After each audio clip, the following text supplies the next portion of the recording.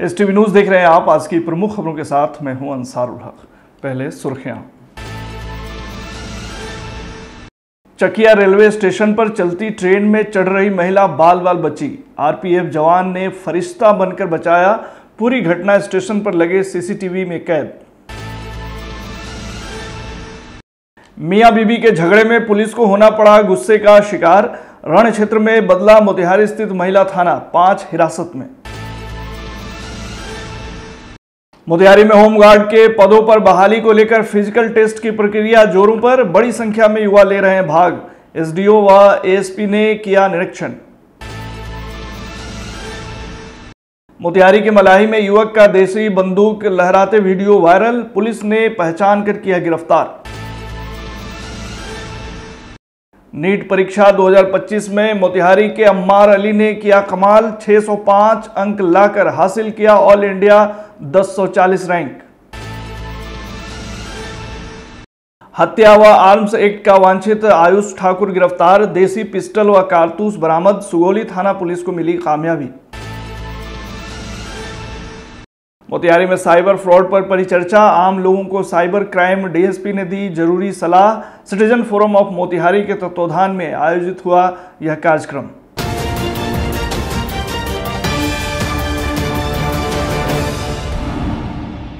आज अहले सुबह मोतिहारी के चकिया रेलवे स्टेशन पर चलती ट्रेन में चढ़ रही एक महिला बाल बाल बच गई। महिला ट्रेन की चपेट में आने ही वाली थी कि एक आरपीएफ जवान ने फरिश्ता बनकर उसे बचा लिया। यह पूरी घटना स्टेशन पर लगे सीसीटीवी कैमरे में कैद हो गई।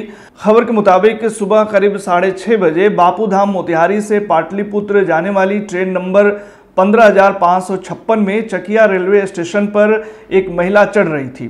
ट्रेन प्लेटफॉर्म से खुल चुकी थी, लेकिन ट्रेन में भीड़ होने के कारण महिला चढ़ नहीं पाई और उसका पैर फिसल गया और वह ट्रेन से नीचे गिरने लगी।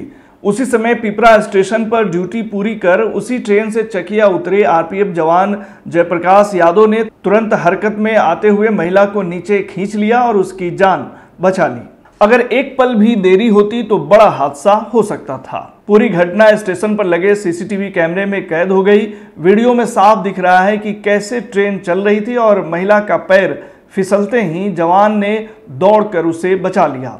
बाद में ट्रेन के ड्राइवर और गार्ड ने ट्रेन रोकी और महिला को फिर से सुरक्षित ट्रेन में बैठाकर रवाना किया गया।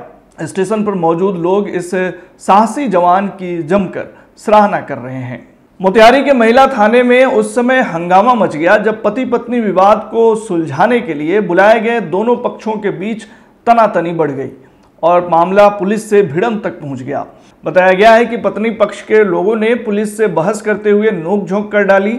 इस दौरान थाने का माहौल कुछ देर के लिए रण क्षेत्र जैसा बन गया। सूचना मिलते ही टाउन थाना के पुलिस और सदर एएसपी शिवम धाकड़ मौके पर पहुंचे और हंगामा कर रहे 5 लोगों को हिरासत में लिया। सदर एएसपी शिवम धाकड़ ने बताया कि दोनों पक्षों को काउंसलिंग के लिए बुलाया गया था, लेकिन महिला पक्ष के लोगों ने पुलिस से उलझकर अशांति फैलाई। अब सभी को हिरासत में लेकर आगे की कार्रवाई की जा रही है। अभी ये महिला थाना में एक मामला सामने आया है जिसमें सुबह महिला को बुलाया गया था और उसके पति को भी बुलाया गया था। दोनों में सुलहनामा का पहले होना था कि दोनों में सुलह होगी। उस सुलह के चलते ही दोनों में आपस में लड़ाई हो गई। वह लड़ाई बढ़ गई और बढ़ते बढ़ते इतनी बढ़ गई कि महिला और उसके जो भाई साथ में आया था उन्होंने हाथापाई करी। पुलिस कर्मियों के साथ भी हाथापाई करी है।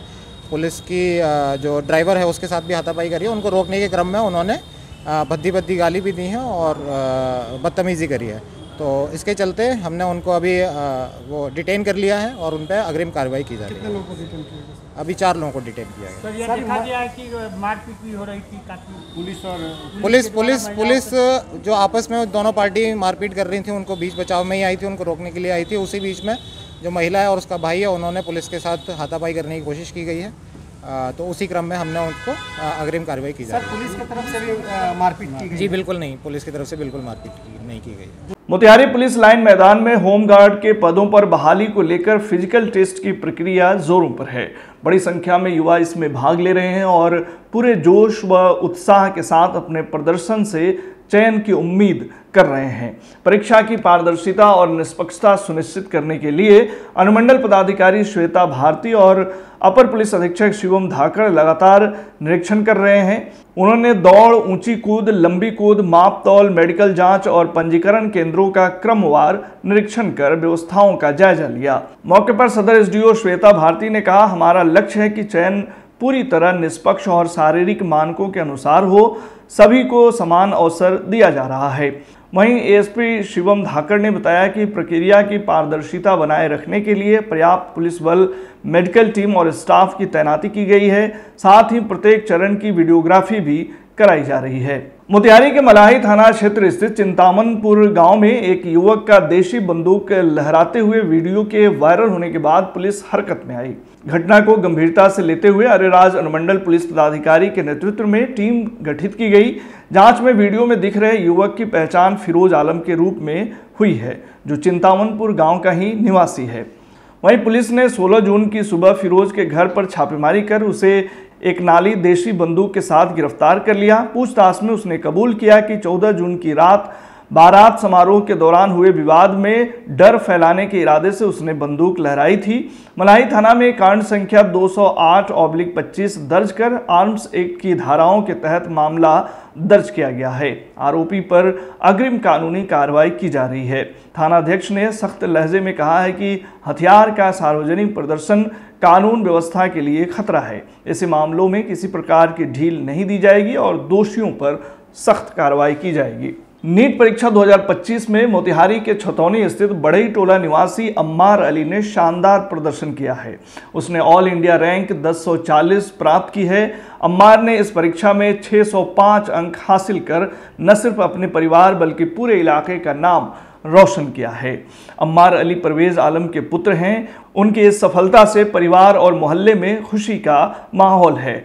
परिजनों और शुभचिंतकों ने मिठाई खिलाकर और फूल माला पहनाकर अम्मार का जोरदार स्वागत किया। अम्मार ने अपनी सफलता का श्रेय अपने माता पिता, गुरुजनों और परिवार को दिया। उन्होंने कहा, इस सफर में मुझे पूरे परिवार का सहयोग मिला, जिसने मुझे आगे बढ़ने की ताकत दी। वहीं पिता परवेज आलम ने भावुक होकर कहा कि हमें अपने बेटे पर शुरू से भरोसा था कि एक दिन वह जरूर सफल होगा और वो दिन आज आ गया है। बहुत अच्छा लग रहा है, बहुत अच्छा लग रहा है। और बाकी जितना मेहनत किया था उस हिसाब से रिजल्ट आया। किस तरह से आपने पढ़ाई किया और क्या क्या इसमें आपको करना पड़ा, क्या क्या पढ़ना पड़ा, कितना मेहनत आपने किया? जी, पढ़ाई में तो जैसे फिज़िक्स, केमिस्ट्री और बायोलॉजी 3 सब्जेक्ट होते हैं, तो वही तीनों पढ़ना पड़ा। और बाकी पढ़ाई का तो वही जो टीचर पढ़ाते थे उसको पहले से पढ़ के जाते थे, फिर उसके बाद पढ़ते थे और टेस्ट वगैरह देते थे। बस ऐसे ही धीरे धीरे मेहनत करते करते। मैट्रिक एग्ज़ाम कहाँ से आपने? Matric CBSE Jawahar international school से पास किए थे 2021 में। उसके बाद इंटर मैट्रिक 2023 में MS कॉलेज से। उसके बाद अभी नीट 2025 में। कब एग्जाम दिए, कब रिजल्ट आया है? एग्ज़ाम 4 मई को था, रिज़ल्ट 14 जून को आया था।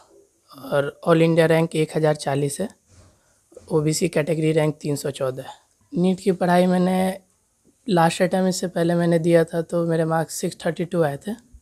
तो लास्ट तक काउंसलिंग किया था, फिर जब कुछ नहीं मिला लास्ट अटैम्प्ट में ये में भी, तो 6 महीने के लिए मैं कोटा चला गया था। वहाँ अनअकैडमी में मैंने पढ़ाई की थी। जो अभी तैयारी कर रहे हैं बच्चे, उनके लिए क्या कहना चाहिए? उनके लिए बस यही है कि टीचर को फॉलो करें और बस पढ़ाई पे ध्यान दें। हमको कोटा भेज दीजिए और ये अपने से ही अपना कोचिंग भी वहाँ सिलेक्शन किया अनअकैडमी में और 6 महीना वहाँ तैयारी किया। और मुझे लगता है कि शायद अनअकैडमी का सबसे टॉपर लड़का यही होगा अपने बैच का। क्या कहिए, कितनी खुशी है आपको? खुशी तो बहुत है और उसको बयान नहीं किया जा सकता है इस खुशी का। और इसका मैंने इसकी माँ को भी बहुत ज़्यादा श्रेय जाता है इसका, कि वो बहुत ज़्यादा अपने बच्चे पर भी ध्यान देती थी। बड़ा भाई है, बहन है, सब लोगों का मोटिवेशन इसके साथ रहा है और जितने भी रिश्तेदार हैं सब लोगों का भी मोटिवेशन रहा है इनके साथ।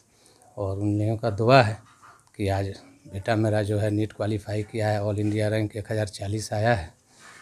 और आप लोगों का भी इसमें बहुत बहुत सहयोग है। खुशी इस बात की है कि बच्चा कितना जुनूनी था कि एक बार हम दिल्ली गए थे तो हमने देखा था उसको पढ़ते हुए, तो हमने कहा था कि इस पर माँ बाप को जो है ना भरोसा करना होगा, और उसी का नतीजा है कि आज इतना अच्छा रैंक ले आया है। शुरू से मेधावी था, मेहनती, सबसे बड़ी बात थी कि ये इसका अपना लेबर, ये बहुत जो है सो मतलब इसको काम आया है और बड़ी खुशी है। और पहली बार इतना बढ़िया, हम हालांकि बहुत अच्छे एजुकेशन वाले लोग हैं, हम खुद टीचर हैं, हेडमास्टर हैं, बच्चे को हम खुद देखते हैं, पहचान जाते हैं, और बच्चा जो है ना बहुत काबिल है, आगे भी बहुत अच्छा करेगा। खुशी हम बयान नहीं कर सकते हैं जितनी हमको खुशी है। पूर्वी चंपारण के सुगौली थाना पुलिस को एक बड़ी कामयाबी मिली है। हत्या और आर्म्स एक्ट कांड में वांछित आरोपी आयुष ठाकुर उर्फ जानू को गिरफ्तार कर लिया गया है। उसके पास से एक देसी पिस्टल और एक जिंदा कारतूस भी बरामद किया गया है। गिरफ्तार आरोपी की पहचान सेमरा थाना तुर्कोलिया निवासी के रूप में हुई है। पूछताछ में उसने खुलासा किया है कि यह हथियार उसने मुंगेर रेलवे स्टेशन के पास बिट्टू यादव नामक व्यक्ति से खरीदा था। पुलिस के अनुसार आयुष ठाकुर का आपराधिक इतिहास भी रहा है और वह 2 गंभीर मामलों में नामजद आरोपी है। उसकी गिरफ्तारी के बाद पुलिस ने हथियार आपूर्ति नेटवर्क की जांच शुरू कर दी है। विशेषकर मुंगेर से पूर्वी चंपारण तक अवैध हथियारों की आपूर्ति के तरीके को लेकर पुलिस का कहना है कि आयुष ठाकुर एक शातिर अपराधी है और लंबे समय से फरार चल रहा था। गुप्त सूचना पर कार्रवाई कर उसे पकड़ा गया। पूछताछ में कई अहम जानकारियां भी मिली हैं और जल्द ही अन्य आरोपियों की गिरफ्तारी भी की जाएगी।